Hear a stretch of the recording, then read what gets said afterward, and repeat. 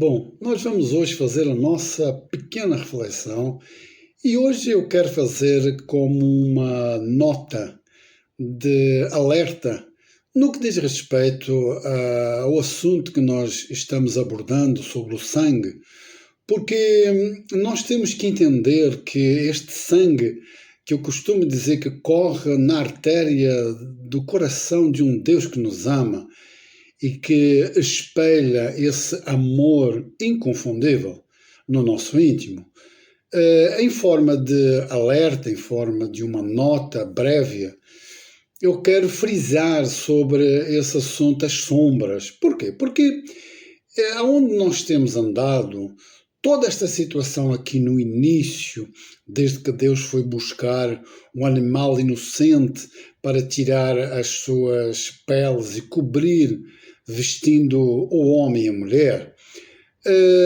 tudo isto são sombras. E eu quero ler consigo hoje, na nossa pequena reflexão, Hebreus 10, que diz assim, leia comigo: a lei é apenas uma sombra das coisas boas que estavam para vir, e não a imagem real das coisas. Então, amigo, amiga, os assuntos que nós vamos nas Escrituras buscar do início até o fim têm que ter verdadeiramente o sangue do Filho do Deus vivo, o sangue de Cristo. É esse sangue que nós temos que nos olhar para a verdadeira realidade. Porquê? Porque eu tenho pego e vou pegar, por exemplo, na próxima pequena reflexão eu vou falar, imagine, o sangue sobre a orelha, a mão e o pé. Meu Deus, mas o que é isso? Isso é um ritual, é um cerimonial para consagrar o irmão mais velho de Moisés, no caso Arão. Arão, quando foi consagrado, foi posto sangue de um cordeiro na ponta da orelha, no polegar da mão direita e no polegar do pé direito. Tudo isso tem uma simbologia que nós vamos ver. Por isso hoje eu estou fazendo esta nota breve sobre as sombras e fiz questão em ler agora consigo Hebreus dizendo que a lei é apenas uma sombra das coisas boas que estavam para vir e não a imagem real das coisas. Bom, nós vamos em Colossenses, para ficar ainda mais claro, para nós podermos buscar uma interpretação espiritual sadia, que nos faz bem ao íntimo. Diz assim, leia: por isso não deixem que ninguém os critique por causa de comida ou bebida, por causa de festas religiosas, celebrações da lua nova ou sábados, pois todas estas coisas são apenas sombra das coisas que deviam vir. A realidade encontra-se em quem, amigo, amiga? Como é que diz aí, leia? Em Cristo. Então, a nossa realidade é em Cristo. Mas para entendermos esta realidade, tudo teve um início, tudo teve um começo, tudo teve uma origem. Veja, não é em vão que o próprio Cristo, o próprio Senhor Jesus falou: venham a mim, todos vocês que estão como? Cansados ou sobrecarregados, e eu lhes darei o quê? Descanso. Aceitem o meu ensino e aprendam de mim, pois eu sou paciente e tenho espírito humilde. Dessa forma, vocês encontrarão o quê? Eu e você, ou quem quer que seja, descanso para as suas almas. Então você veja, do jeito que Deus buscou um animal inocente, também Cristo era inocente. Ele foi gerado pelo próprio Espírito Santo. A sua origem veio do céu, veio dessa dimensão aonde é impenetrável, aonde só Deus habita. E quando eu digo isto, sabe que muitas das vezes no final de cada nossa pequena reflexão, você tem reparado, com certeza, que eu digo, olha, que o Espírito Santo nos convença, nos guie, não é verdade? E eu quero agora mostrar com as próprias Escrituras esse processo. Sabe, um homem... Primeiro nós vamos ler Colossenses. Vai começar a ficar mais claro. Leia comigo. Diz assim: nele também fostes circuncidados, com a circuncisão que não é feita por mãos humanas, o despojar da carne pecaminosa, isto é, a circuncisão de Cristo, sepultados com ele no batismo, com quem também fostes ressuscitados pela fé no poder de Deus, que o ressuscitou de onde? Dentre os mortos. E a vós também, e a vós, quando ainda estáveis mortos nos vossos pecados e na incircuncisão da vossa carne, Deus vos deu vida juntamente com ele, perdoando todos os nossos pecados e apagando a escrita de dívida que nos era contrária e constava contra nós em seus mandamentos. Removeu-a do nosso meio, cravando-a aonde?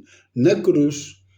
E tendo despojado os principados e poderes, os expôs em público, e na mesma cruz triunfou sobre eles o Cordeiro de Deus que tira o pecado do mundo. Foi esta obra que eu e você hoje, olhando com os olhos do coração, o Espírito Santo nos circuncida, ou seja, nos convence que esta é a única e poderosa obra, o novo e vivo caminho que nos torna de volta para essa gloriosa salvação. Amigo, amiga, eu ainda há pouco, quando estive aqui a meditar e a colocar algumas passagens para dividir consigo daquilo que Deus me dá, eu lembrei de Estevão, um homem cheio do Espírito Santo, que diz assim, leia: homens teimosos e incircuncisos de coração e ouvido,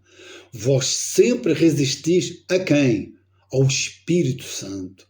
Como fizeram os vossos pais, assim também fazeis. Ou seja, tem pessoas, e veja bem, isto era pastores do templo, gente que tinha relação com a palavra, que pregava as Escrituras, mas que falava o verdadeiro e vivia na mentira. Eram hipócritas.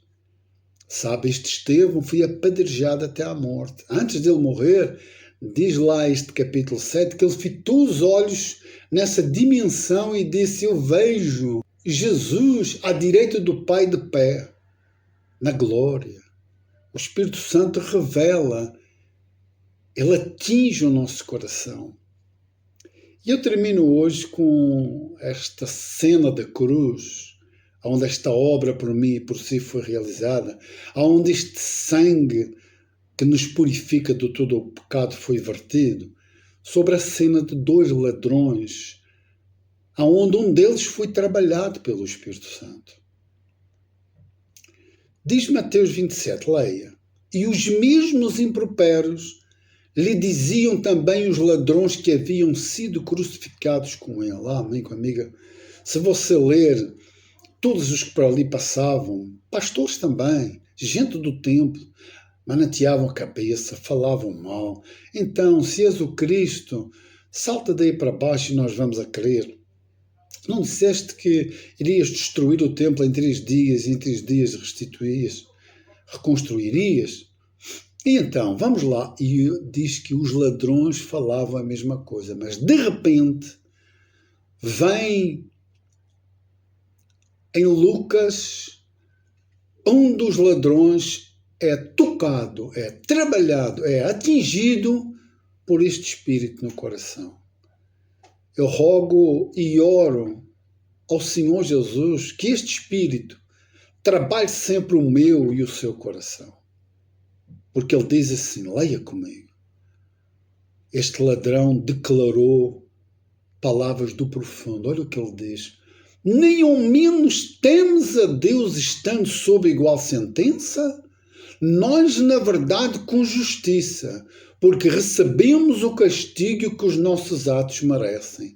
Mas este nenhum mal fez. E acrescentou: Jesus, lembra-te de mim quando vieres no teu reino, porque estava escrito sobre a sua cabeça: este é o rei dos judeus. E Jesus lhe respondeu: em verdade te digo que hoje estarás comigo onde o homem se perdeu, ou melhor, no paraíso. Aonde o homem se perdeu, este Cordeiro de Deus que tira o pecado do mundo iria triunfar sobre a morte, iria triunfar sobre o diabo, iria triunfar sobre o nosso pecado, iria triunfar sobre tudo o que existe. Como o apóstolo Paulo, pelo Espírito, diz: ó morte, onde está a tua vitória? Tu foste destruída. Ah, amigo, amiga, hoje que o meu e o seu coração seja alcançado, não por um sangue que é apenas um cordeiro como forma de sombra, mas a realidade que Cristo estampou naquela cruz e o Pai o ressuscitou e pelo seu Espírito alcança a minha e a sua vida. É um alerta com esta nota que eu hoje aqui fiz e que este alerta alcance a sua vida. Forte abraço, que o Senhor Jesus lhe abençoe poderosamente. Até a próxima.